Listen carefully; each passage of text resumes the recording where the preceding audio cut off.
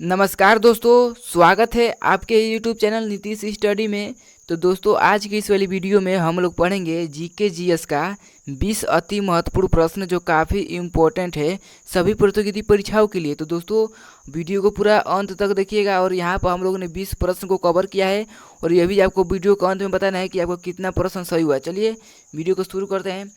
पहला प्रश्न है दोस्तों कि लाल बहादुर शास्त्री की समाधि किस नदी के किनारे स्थित है। तो दोस्तों, याद रखना है कि लाल बहादुर शास्त्री जी की समाधि आपको याद रखना है कि यमुना नदी के किनारे स्थित है। ऑप्शन सी आपका बिल्कुल सही जवाब हो जाएगा। ठीक है, चलिए दोस्तों अगला सवाल देखते हैं। वीडियो को थोड़ा सा भी स्किप नहीं करना है दोस्तों।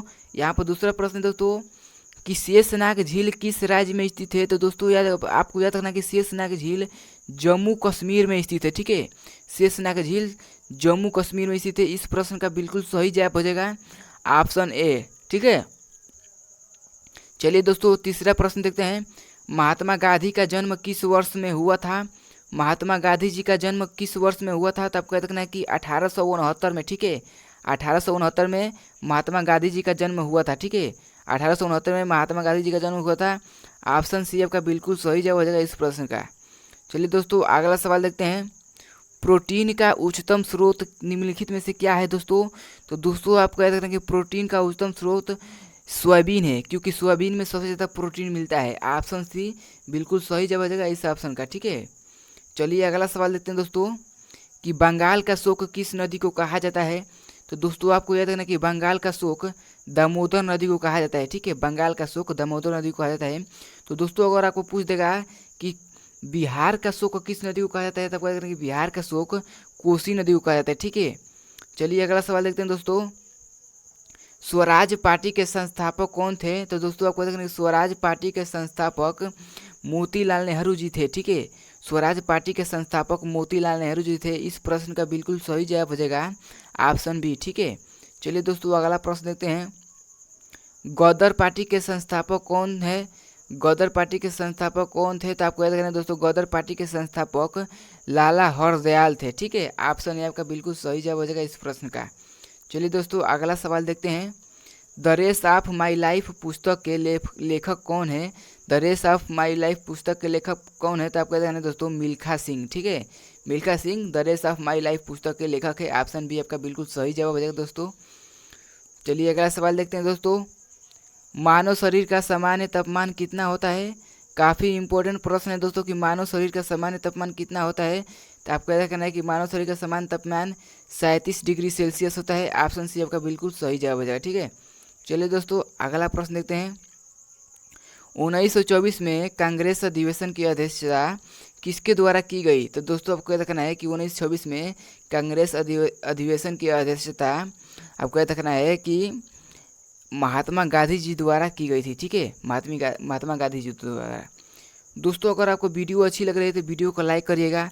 अगर आप हमारे चैनल पर नए हैं, अगर आप मेरे चैनल पर पहली बार आए हैं तो चैनल को सब्सक्राइब कर लीजिएगा, क्योंकि अगर चैनल को सब्सक्राइब कर लेंगे तो वीडियो सबसे पहले आपके ही पास जाएगा। ठीक है, तो चलिए 11 प्रश्न देते हैं दोस्तों कि शिक्षा का अधिकार किस अनुच्छेद में है। शिक्षा का अधिकार किस अनुच्छेद में है। तो आपको याद रखना है कि शिक्षा का अधिकार 21वां अनुच्छेद में है। ठीक है, शिक्षा का अधिकार 21वां अनुच्छेद में है। ऑप्शन ए आपका बिल्कुल सही जवाब हो जाएगा इस प्रश्न का। चलिए दोस्तों अगला सवाल देखते हैं। 12वां प्रश्न। किस आयोग ने भारतीय रिजर्व बैंक की स्थापना की सिफारिश की। किस आयोग ने भारतीय रिजर्व बैंक की स्थापना की सिफारिश की। तो आपको रखना है कि हिल्टन यंग आयोग ने। ठीक है, हिल्टन यंग आयोग ने भारतीय रिजर्व बैंक की स्थापना की सिफारिश की थी। ठीक है, ऑप्शन सी बिल्कुल सही जवाब हो जाएगा इस प्रश्न का। चलिए अगला सवाल देखते हैं दोस्तों। 13वां प्रश्न। विंग्स ऑफ फायर पुस्तक के लेखक कौन है। विंग्स ऑफ फायर पुस्तक के लेखक कौन है। तो आपको कहते हैं कि अब्दुल कलाम। अब्दुल कलाम जी है जो विंग्स ऑफ फायर पुस्तक के लेखक हैं। इस प्रश्न का बिल्कुल सही जवाब होगा ऑप्शन बी। ठीक है, चलिए दोस्तों अगला प्रश्न देखते हैं।